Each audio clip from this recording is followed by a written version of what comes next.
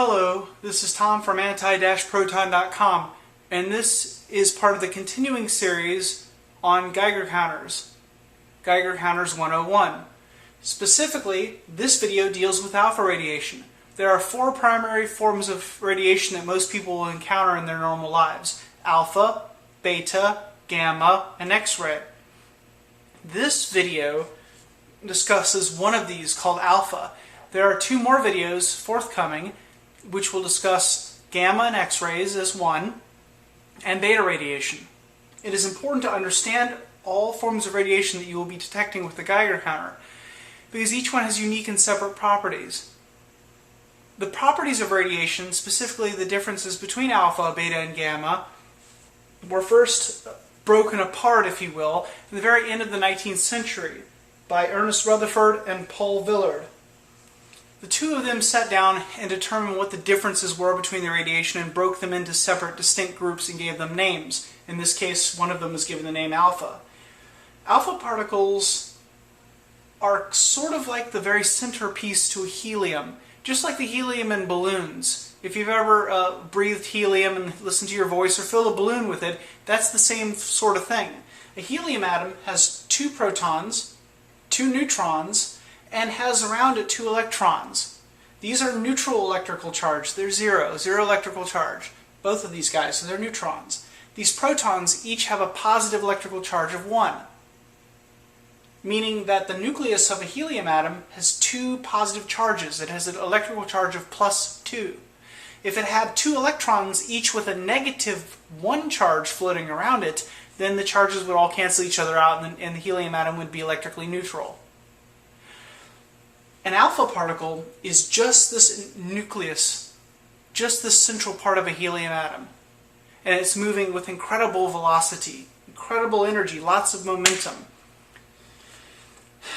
I'm going to show you several alpha sources today, including a pure alpha source that I recently obtained just to show you, because I wanted to make sure there was no confusion. Alpha particles exist everywhere within our normal lives. Let's fire up the Geiger counter and actually witness a little bit of it. This is a piece of granite countertop. First, let's turn on the Geiger counter. Alright, we'll give the Geiger counter a few seconds to become statistically accurate.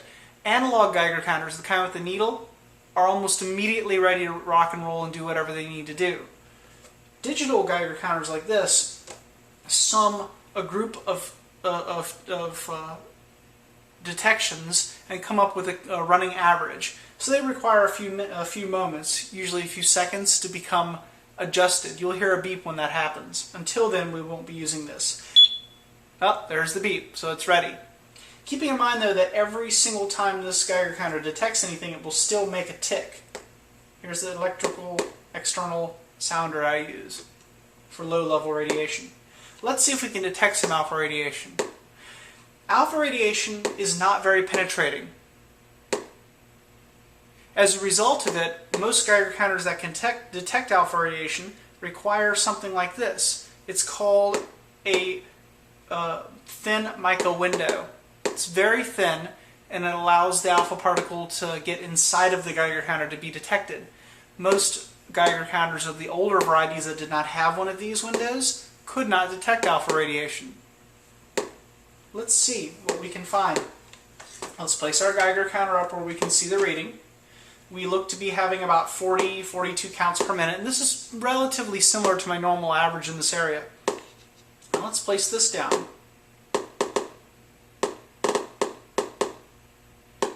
As you can see, there's radiation coming from this granite.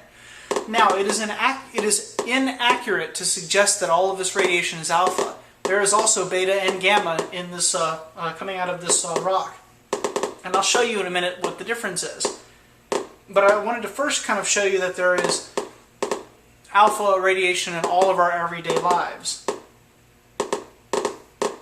This granite countertop could be in your kitchen, for example. You should really hope that it's not.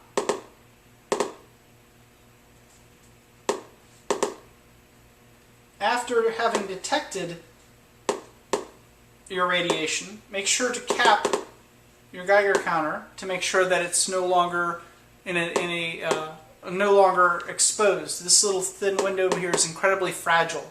This cap is made of plastic, and this plastic will actually block a lot of the alpha radiation. The readings will probably not be as high now. Do you notice? But if we remove the cap,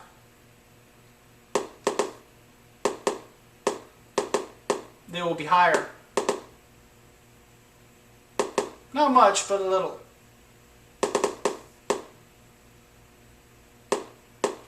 The reason is because we are blocking the alpha radiation with this cap. You're only picking up beta and gamma. Now, let me tell you a little bit about what an alpha particle is and how it is that it escapes an atom. An alpha particle, as I've stated, is a proton, another proton, and then two neutrons, so two of each, moving at a high velocity. Your first question should be, well, wait a minute, hold on a second. How come this set of four breaks out of an atom? Let's cut the sounder off so we can talk a little more. An atom of, let's say, uranium, which produces alpha radiation, or thorium, or any other alpha producers, has lots of these protons and neutrons. It can have hundreds of protons and neutrons, so why is it that four of them break off? Why not two? There's a simple reason. Two protons and two neutrons are very strongly bonded. They have an incredibly strong bond to them. See? This to this to this to this to this, and then all the way around. If you had a third neutron, it would not be as well bonded. Or if you had just two, that's not as well bonded as this grouping of four. It's just a geometrically sound shape. There's actually slightly more complex quantum mechanical reasons for why this occurs, but they're beyond the scope of this course. Simply suffice it to say that this is a very stable bond. The second question should be, how does it get out of an atom? There is not enough energy in these four atoms moving around together to escape an atom. So how does it do it? Well, let me introduce you to something called quantum tunneling. Quantum tunneling, the art of probabilities and getting things done that shouldn't be doable. As you know, two protons and two neutrons form together a very stable bond. However, the energy that holds them together as well as them to the other protons and neutrons is very, very great. It's called the strong nuclear force. And it is stronger than other forces, including the electromagnetic force and the force of gravity. The probability that any set of two protons and two neutrons can make it out of an atom together is very, very, very small. But they, as a group of four, have the highest probability, more so than any other groups. Look at the chance for a minute. Let us say that this is 0% chance, and let us say that this is 100%. By the way, this is an analogy to describe this. This is not the actual percentages, but it is similar. 0, 100. Let's say that this is a large amount of energy. This is a small amount of energy. As the energy of the protons and neutrons increases, so does their chance of getting out. Now, if you make them very, very, very energized, humongous amounts of kinetic energy, they can break apart right here. But most atoms aren't found this way. Colliders and things like that are able to make them this high. On the flip side, though, some of them do get very, very low in kinetic energy. Very, very low. As they approach zero energy, or very, very low energy, their probability of getting out should be approaching zero as well. But because of uncertainty, this is not 100% true. There's a slight chance, a non-zero chance, that two protons and two neutrons can kind of find themselves outside of where they need to be and away from the nucleus, even though they shouldn't. This strange law, this strange ruling of quantum mechanics, which makes very little real sense in the real world, is what would allow two protons and two neutrons to escape an atom. It would be sort of like saying that if I bounced a ball at my wall, like a rubber ball, that given a really, really long period of time, there's a finite probability that that ball could go straight through the wall without touching anything. This makes no sense in the real world, but in the world of quantum mechanics, Nuclear physics, it makes a lot of sense and it happens every day. The very computer you're using right now uses this very effect except with electrons, and it's called the transistor. Regardless, as a result of this, alpha radiation can decay from atoms, sometimes very fast, sometimes very slow. I think it's about time that we take a good look at a pure alpha producer to give you an idea of some of its more peculiar effects that are only noticeable when you see a very powerful source. Alpha radiation exists in many places, but it's most easily viewed when you see something like this. This is an alpha source, a pure alpha source. It does actually produce a small amount of gamma radiation, but it's very, very uncommon. It doesn't happen very often, and it's weak enough to not be important.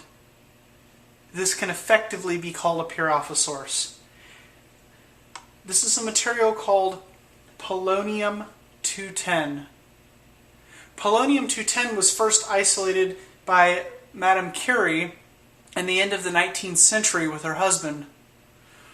It exists naturally in uranium ore, but these days it is synthetically made by bombarding bismuth, and that's bismuth-209, with neutrons.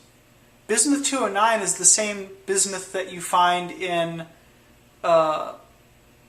stomach medicine.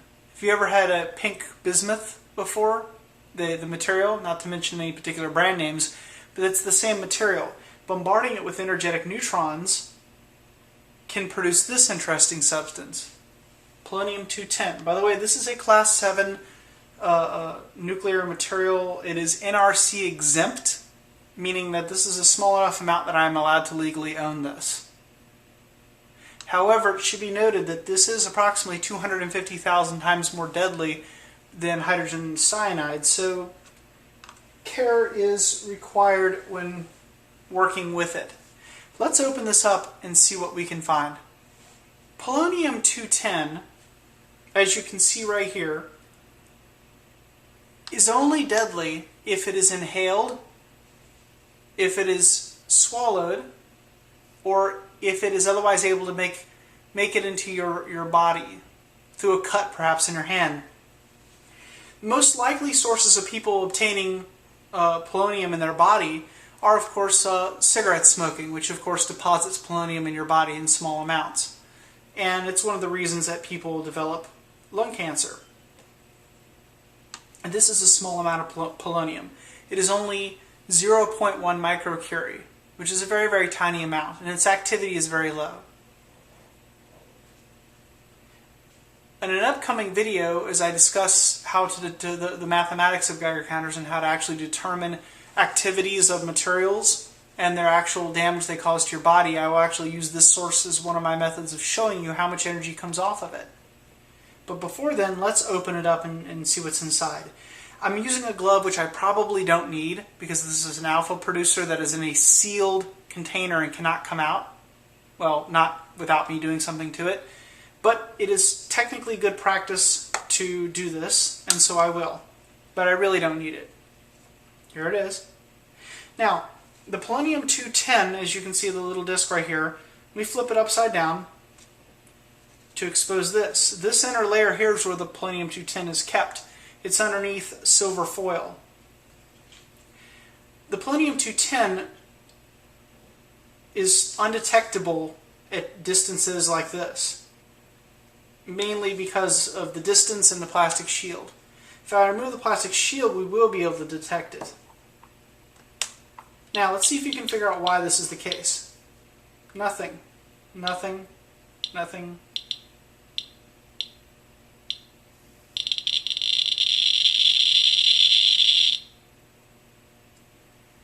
Interesting. I had to nearly touch the polonium before it would show up. The reason is because it is so positively charged. Remember I told you about the positive 2 electrical charge that it has? As a result, as the polonium emits alpha particles, the alpha particles are quickly attenuated by the air. If we were in a more dense atmosphere, they would disappear even quicker and be even less detectable by the Geiger counter. If we were in an absolute vacuum, like not in space, space is not truly an absolute vacuum, but if we were in an absolute vacuum, I would be able to detect them from a much higher range, like perhaps here. Think of an alpha particle as a bullet being fired through the woods. It has a very high chance of hitting a tree. If you think of a tree as being like an atom of the air, the denser, the more of a chance of hitting. Some will always occasionally make it through. And statistically, even up here, I should be able to eventually, given time, detect 1 or 2 additional extra ticks. But when I get very close, I move into that threshold.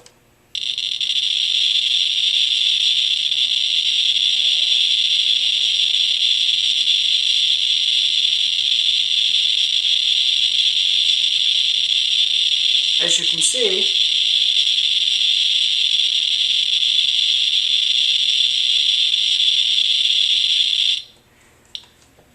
my total activity will be about 25,000 counts per minute. Now, let me show you 1 or 2 quick little interesting features of alpha.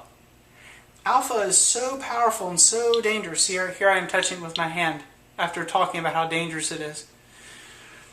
It's easy to forget sometimes, though, because you have to get so close to it to detect something.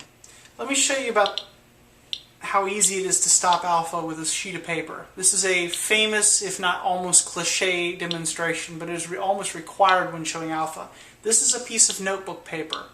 I use notebook paper because it's easy for people to relate to. They've used notebook paper before. It is not particularly radioactive. Even though this shows a high number, it's slowly going down because we set it so high a minute ago. We'll give it a minute. No, there it goes.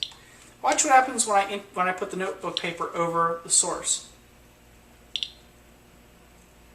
It stops radiation. Now let's pull the notebook paper away.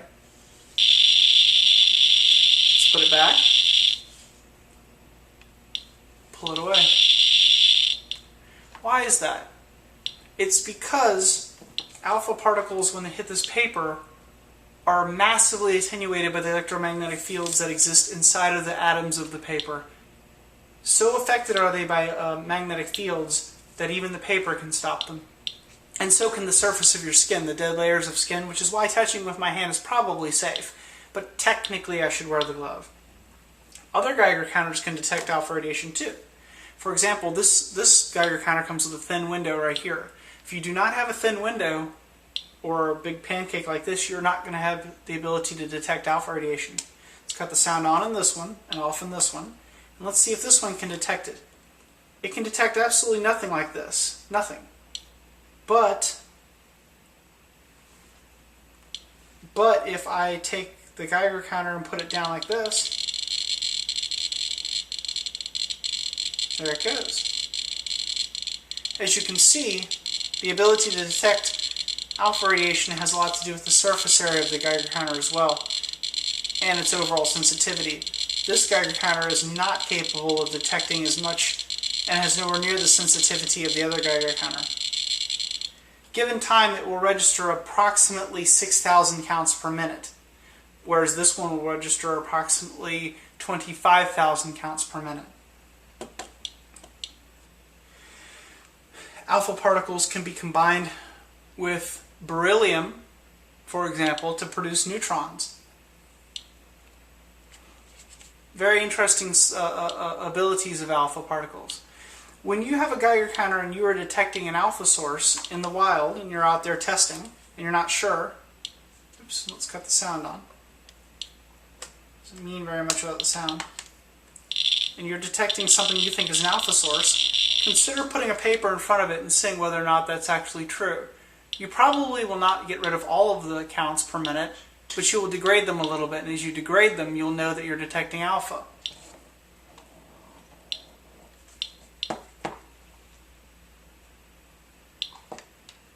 Placing the cap on your instrument is another way to prevent yourself from detecting alpha. If you don't want to detect it, but only gamma or beta, this is useful. So, this concludes my video on alpha radiation, and I urge you to go on the internet and explore a little bit about alpha radiation and its benefits and detriments to humanity, as well as how to detect it. Remember, uranium produces alpha radiation. So does your smoke alarm. So this has been Tom from anti-proton.com. Bye-bye. Alrighty, folks. Let's zoom in on this. The lesson's over for the day, but just for the heck of it, let's compute how many microsieverts per hour this little sucker puts off. I'm just going to make a couple basic assumptions. This isn't really part of the video, this is just for fun. Think of it like an outtake. For 1 kilogram, just for 1 kilogram of matter, keeping in mind that this thing can't really get into 1 kilogram of matter because it gets attenuated first, but let's pretend it could. Let's pretend it was in a vacuum, and let's pretend we were under ideal conditions. Alright, really ideal conditions. Well, I have, let's see, 0.1 microcurie, which is about 3,700 becquerels from this guy right here. 3,700 decays per second. I multiply my time on my exposure, let's see, time my exposure by the energy of my exposure in joules, and of course by my two weighting factors. I don't know why I put them in this order. You could put them in any other order you want, which is the constant of the radiation that I'm using here, which is going to be like 20 because it's alpha, and of course the one for the human factor, which talks about what part we're getting to, because we're looking at sieverts. And we're going to call this 1, which is full body exposure. So this isn't really going to be accurate, because this is going to be like saying that my body was only 1 kilogram in size, and that I was having somehow full body exposure to this, which I couldn't, but just for giggles. Alright, just for giggles. Let's see here, 3,600 seconds, that's 1 hour, multiplied by 20, the weighting factor, multiplied by 3.141868 times 10 to the negative 9th joules, multiplied by 1, full body, 1. Actually, in reality, the hands and feet are tremendously less than full 1, but whatever. Divided by 1,000 grams, which is a kilogram, and that comes up with 226.2145 microsieverts per hour from this guy, registered on this thing. Interesting. Let's see what this thing thinks if I cut it to microsieverts per hour. And let's open this up. And I think I said something a minute ago about never touching this, etc., without gloves, etc. But yeah, I'm not too worried about it. Let's flip it over. The reality is it's not going to hurt me. I'm just showing you the best practices. Let's put this over top of this without touching it. And let's let this go nuts. And let's see what kind of microsieverts this thing thinks. Keep in mind it's calibrated for cesium-137. This is like a little extra blurb at the end.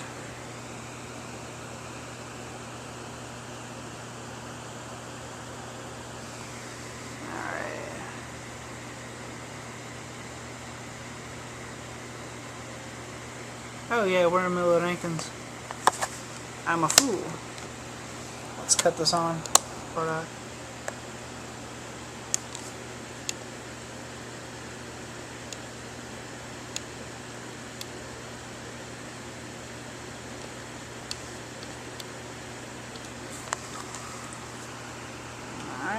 Let's see here. What do we get in microsieverts per hour?